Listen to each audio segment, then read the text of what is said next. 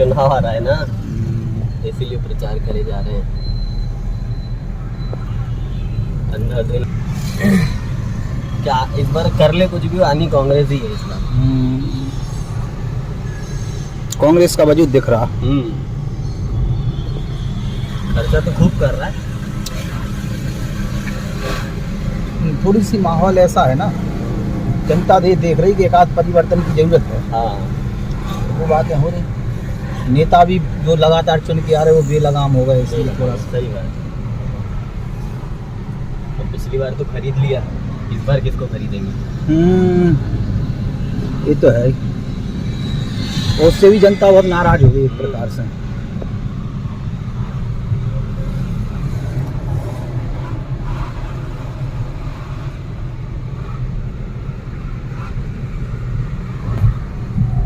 जगह जगह प्रचार मिलेगा आपके लिए देखने के लिए। हाँ। और लाडली बहनों के लिए जिस प्रकार से उन्होंने घोषणा की है, उसको लेके पोस्टरबाजी लगातार देखने को यहाँ भोपाल सिटी के अंदर देखने को मिलेगी।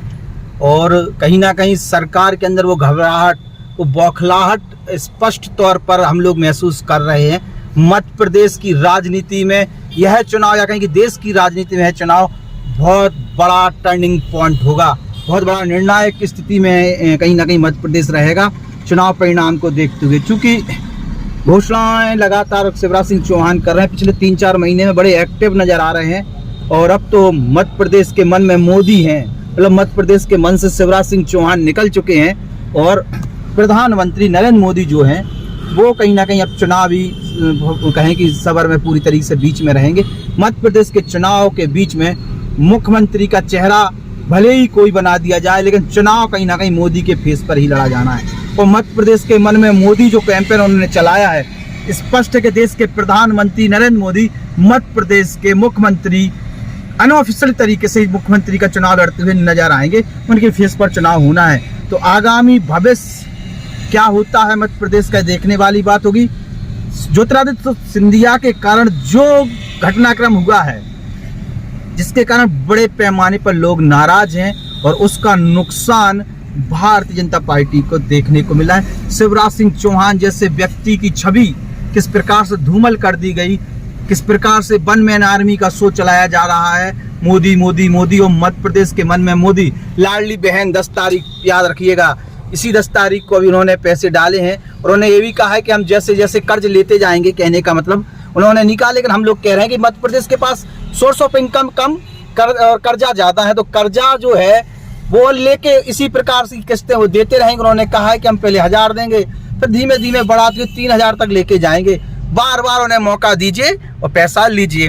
फ्री की रेवड़ी की जो बातें कर रहे थे, अब ये लोग कौन सी रेवड़ी बटार रहे हैं, इसको लेके हम और आप समझ सकते हैं कि अपनी आवश्यकता अनुसार राजनीति और राजनीतिक भाषण किस तरीके से बीजेपी देती है या देने में माहिर है, वो किसी से छुपा हुआ नहीं है। विपक्ष खामोश है, लेकिन कहीं ना कहीं मध्य प्रदेश में जो कांग्रेस का अंडरटोन है वो मजबूत है। और लगातार शिवराज सिंह चौहान की सरकार रही और जनता ने नकारा, लेकिन बैकडोर से, धोखे से, ये कहीं कि एक प्रकार से हड़प के सरकार में वापस आए और सत्ता में काबिज हुए, एक बनी चुनी हुई सरकार को गिराया।